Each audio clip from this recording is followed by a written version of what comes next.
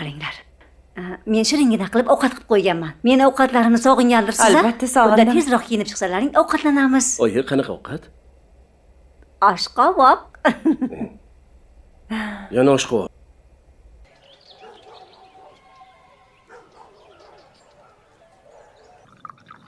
Oyi, men choy ichib oling. Yig'lamang bo'ldi. Dadang kelib hammasini ayt. Oyi, bo'ldi. O'zingizni qo'lga oling. Men bilaman, siz olmagansiz. Shu uzuk boshqa yerdan topiladi. Hali ko'rasiz. Rahmat. Bilaman, oyi. To'tini soyangam ham shuni boshdan kechirganlar. Esizdami? Esimda. Hammasi esimda. Judayam.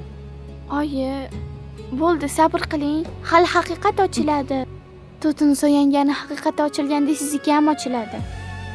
Yomonlik qilmaganidan oxiri oqlanadi. Koshki o'shanda tushunganim dedi. Koshki ovsinimga bunaqa qilmaganimda. Tuhmat o'z egasiga qaytadigan tosh ekan. Orda. Adolat kech bo'lsa ham kelar ekan. Mayli. Men boshimdagi bu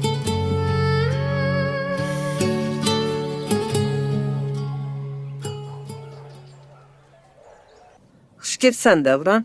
Xushvaqt bo'ling. Uyimni olib kelmabsiz. Yaxshimilar? Yaxshi. Bir kirib o'tay dedim. Yo'lim tushdi. Yaxshi. Sizda bir gapim bor edi. Xo'p, Bu narsani juda uzoq o'yladim. xo'sh, gapir. Mana endi tushundim. O'shanda siz to'g'ri qilgan ekansiz. Gulchehra shu uyda tuzaldi. Men qila olmaydigan ish qildingiz, opa. Davron. Shuning uchun bu oila butun bo'ldi. Rahmat sizga, opa. Ozgina shoshilma. Rahmatni Ha? Nimaga uxlamayapsan? uyqum kelmayapti. Bilasizmi? Men bugun bir narsani angladim. Xuddi shunday unga hamma o'g'ri deb qaragan. Uyam bu qanchalik og'irligini. Qumra, Dadasan. Meni jazoyim. Adolat shu? Ha?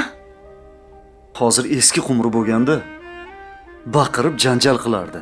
Menga tuhmat qilyapti deb. Endi o'z gunohingni o'ylab tavba qilyapsan. Ishoning menga. Men o'zikni olmadim. Mana ko'rasiz, haqiqat hali ochiladi. To'tini soni haqiqat ochilganda, bu ham ochiladi. Ma, ichinglar. So'ng tugab qoldi. Dadasi? Oh, Voy, mana. oh, Mana. voy, Topildi. yamizda, a? Pulni tirqishiga tushib ketgan ekan. Komil aka, kecha ammajon to'xtatmaganlarida bir begunoh odamni o'g'ri qilar ekanmiz. Kumriga umrbod o'g'ri degan tamg'a bosilgan bo'lardi. Bolalar undan uyalib yurarmidi? Sobirjon ajrasharmidi? Butun oila To'g'ri. Shuning uchun biz hamisha dalilni kutishimiz kerak. Ko'z ko'rgani ham, quloq eshitgani ham ba'zida aldarkan. to'g'ri aytasiz.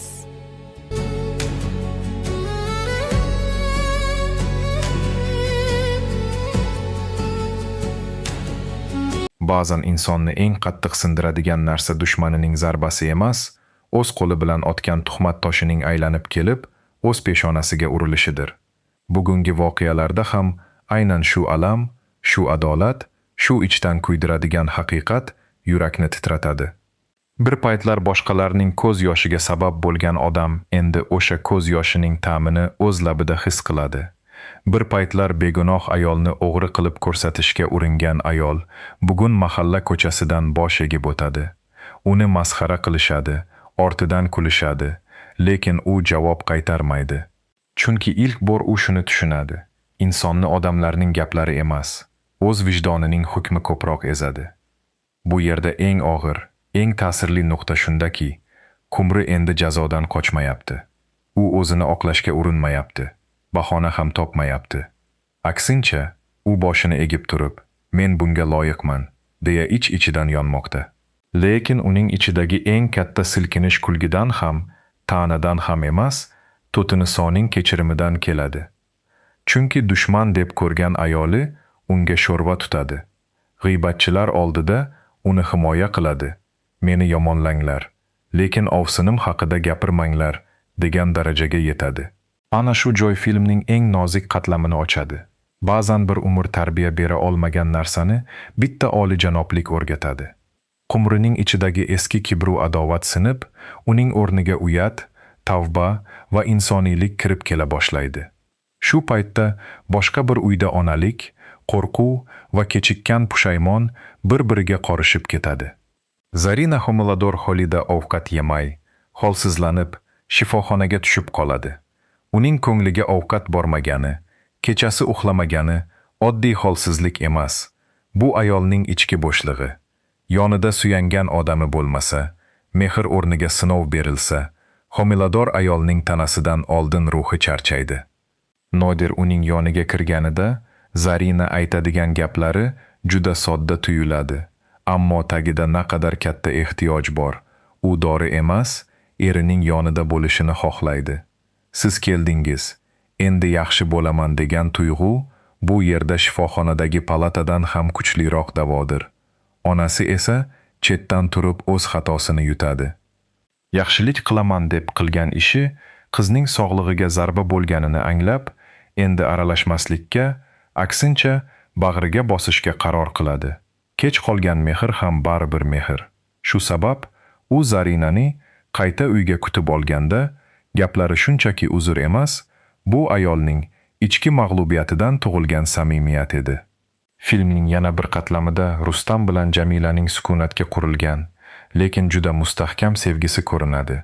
Rustam ishda nohaq ayblanib, uyga ham o'sha jimligi bilan kiradi. Bu erkakning dardi shundaki, u doim yukni yolg'iz ko'tarishga o'rgangan, hamma narsani ichiga yutib yuradi. Jamila esa uning og'riq nuqtasini aniq ko'radi. Siz yoningizda kim borligini unutayapsiz degan ma'nodagi munosabati bilan u nafaqat xotin, balki hamkor, hamdard va tayanch ekanini isbotlaydi. Erkakning kuchi ba'zan baqiriqda emas, yonidagi ayolga suyana olishida bilinadi. Rustamning senga uylanganim hayotimdagi eng to'g'ri qarorlardan biri bo'lgan degan hissi ham shundan tug'iladi. Bu muhabbat dabdabali emas, ammo og'ir kunning ustidan yengil qo'l bo'lib tushadigan muhabbat. Ammo Jamilaning sinovi buning o'zi bilan tugamaydi.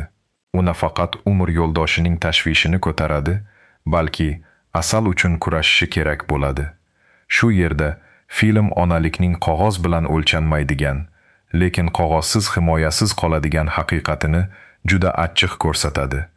Jamila asalga mehr bergan, uni ko'ksiga bosgan, uning uchun uy bo'lgan ayol. Lekin qonuniy hujjat yo'q ekan. Boshqalar shu bo'shliqdan foydalanmoqchi bo'ladi. Zebo bolani vasiylik orqali tortib olishni ko'zlaydi. Aslida esa uning ortida hovli, mol-dunyo, qarz va manfaat turibdi. Bu yerdagi eng jirkanch nuqta shuki, bolaga bo'lgan mehr aslida bir hovlining narxiga sotilmoqda. Qodirning ko'zida asal bola emas, qarzni yopadigan vosita. U hatto yolg'on guvohlikni ham odatiy narsadek qabul qiladi. Yolg'onni rostday aytsang, rost bo'ladi degan qarash uning qanchalik tubanlashganini ochib tashlaydi. Uning qarshisida esa Zebo turadi. U bir tomonda erining bosimi, ikkinchi tomonda o'z ko'zi bilan ko'rgan haqiqat o'rtasida qoladi. Jamila asalni xo'rlamayotganini bilib turib, yolg'on gapira olmasligi Zeboning hali butunlay yemirilmagan vijdonini ko'rsatadi. Jamila esa bu vaziyatda o'zini emas, asalni o'ylaydi.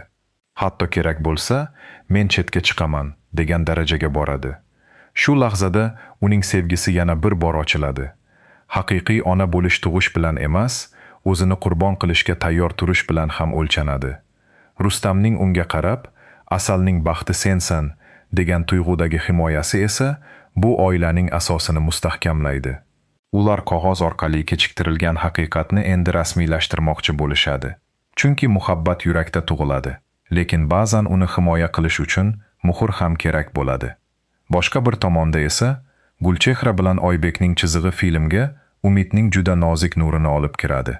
Necha bor tushib ketgan orzular, necha bor yarim yo'lda qolgan ona bo'lish armoni bu ayolni ichidan qanchalar yemirganini sezish qiyin emas. Shifokor hammasi joyida deganda ham Gulchehra darrov taskin topolmaydi, chunki uning qo'rquvi tibbiy xulosadan ham chuqurroq. Avvalgi yo'qotishlar ayolning tanasidan ketadi, lekin yuragida qoladi. Shunga qaramay, bu safar u ichidan tayyor turibdi. U bo'lajak farzandiga gapiradi. O'zini tiya olmagan ko'ngil aynishini ham, uxlosiz tunlarini ham, chidashni ham shu bola uchun qabul qiladi. Bu oddiy ona emas, bu yo'qotishlardan keyin qayta umid qilishga jur'at topgan ona. Oybekning o'zgarishi esa sekin, lekin juda qimmatli.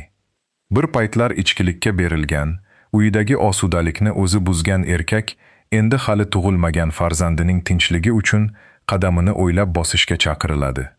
Onasining uyga sog' kirsang, bola sezadi degan nasihati aslida faqat homiladagi bolaga emas, Oybekning ichidagi otalik tuyg'usiga aytilgan gap edi. Bu yerda juda nozik bir detal bor. Erkakning o'zgarishi ko'pincha katta qasamlar bilan emas, hech kim ko'rmaydigan kichik qarorlardan boshlanadi. Ichmay kirish, tinch gapirish, xotinining ko'nglini asrash, shularning o'zi kelajakdagi ota siymosini quradi. Davronning kelib, Gulchehrani olib ketmoqchi bo'lgan paytda to'xtatib qolgan qaror to'g'ri bo'lganini tan olishi esa kattalarning ham ba'zan kech bo'lsa-da haqiqat oldida bosh egishini ko'rsatadi. Shu uy saqlanib qolgan bo'lsa, bu birgina muhabbat bilan emas, sabr, qo'llab-quvvatlash va vaqtida berilgan to'g'ri qaror bilan bo'lgan. Ammo filmning eng og'ir va eng tarbiyali tomoni Qumri atrofidagi ikkinchi sinovda yoriladi. U ilgari boshqalarga tuzoq qo'ygan ayol sifatida bu safar o'zi gumon ostida qoladi. Uyda taqinchoq yo'qoladi. Kalitni bir payt undan olgani esga tushadi. Bir zumda hammaning nigohi yana o'sha ayolga buriladi. Bu juda xavfli holat. Odam bir marta xato qilgan bo'lsa, jamiyat uni abadiy o'sha xato ichida qamab qo'ymoqchi bo'ladi. Haqiqat topilishidan oldin hukm tayyor bo'lib turadi. Habibulloh kabi odamlarning gumoni ham aynan shu yerda fosh bo'ladi. Ular dalil yo'qligiga qaramay, o'tgan gunohni bugungi ayblovga asos qilmoqchi bo'lishadi. Holidan qo'rqib turgan Xolida esa onasini himoya qiladi. Uning oyim unday qilmaydi degan ishonchi bu filmda farzandning ko'ngli bilan aytilgan eng pok gaplardan biri bo'lib eshitiladi. Lekin bundan ham kuchliroq zarba Qumrining o'z ichida bo'ladi. U endi boshqalar singari menga tuhmat qilishyapti deb qichqirmaydi. U tunda yotolmay, bir paytlar to'tinisoni xuddi shunday holatga solganini eslaydi. O'sha begunoh ayol ham kechalari shunday ezilib chiqqanmikin, ko'ngli yorilib ketgandir, odamlar qarashidan qochgandir deb o'ylaydi. Mana shu kechki suhbat filmning ma'naviy cho'qqisi. Qumri ilk marta o'z azobidan ham ko'ra bir vaqtlar boshqasiga yetkazgan azobini his qila boshlaydi. U bu alamni jazo deb qabul qiladi. Tuhmat o'z egasiga qaytadigan tosh ekan degan ichki haqiqatga yetib keladi. Insonning o'zgarishi ko'pincha kechirim so'rash bilan emas, og'riqning ma'nosini tushunish bilan boshlanadi. Qumri aynan shu manzilga yetib boradi. Eng katta haqiqat esa oxirida juda kichik joydan chiqadi. Yo'qolgan buyum o'g'irlanmagan, pol tirqishiga tushib ketgan bo'ladi. Bir parcha tilla deyarli bir ayolning nomini yana bir umrga qora qilay deb turadi. Agar vaqtida to'xtatilmaganida bir begunoh yana o'g'ri degan tamg'a bilan yashardi. Balki oila ichida yana jarlik ochilardi. Farzandlar uyalar edi. Er-xotin orasiga sovuq tushardi. Butun xonadon yana bir marta gumonning kuliga ko'milardi. Shu yakun bilan film juda katta gapni aytadi. Ko'z ko'rgani ham, quloq eshitgani ham har doim haqiqat bo'lavermaydi. Dalilsiz hukm odamning sha'niga urilgan eng xavfli zarba. Kechirim bo'lmasa, tavba qadrsiz. Tavba bo'lsa, unga imkon berilmasa, adolat yarimta qoladi. Shu sabab bu hikoya faqat kelinlar, qaynona, er-xotin yoki meros ustidagi tortishuv haqida emas. Bu insonning ichidagi yovuzlik qanday tug'ilishi, qanday sharmanda bo'lishi va qanday qilib tavbaga aylanishi haqidagi hikoya. Bu mehr bilan manfaatning farqi, onalik bilan vasiylik o'rtasidagi ziddiyat, muhabbat bilan mulk orasidagi kurash, gumon bilan haqiqatning to'qnashuvi haqidagi hikoya. Bir uyda kimdir uzr so'rab ko'ziga yosh oladi. Boshqa uyda kimdir ona bo'lish umidini bag'riga bosadi. Yana boshqa joyda kimdir farzandni pulga almashtirmoqchi bo'ladi. Lekin oxir oqibat bitta haqiqat ustun keladi. Qalbi pok odam yiqilsa ham tik turadi. Vijdoni uyg'ongan odam esa kech bo'lsa ham odamga aylanadi. Va eng alamli, eng unutilmas tuyg'u ham shunda qoladi. Ba'zan insonni o'zgartirish uchun nasihat yetmaydi. Unga bir marta o'z qilganining og'rig'ini his qilish kifoya. Shunda u boshini egib, ilk bor chinakam inson bo'lib qoladi.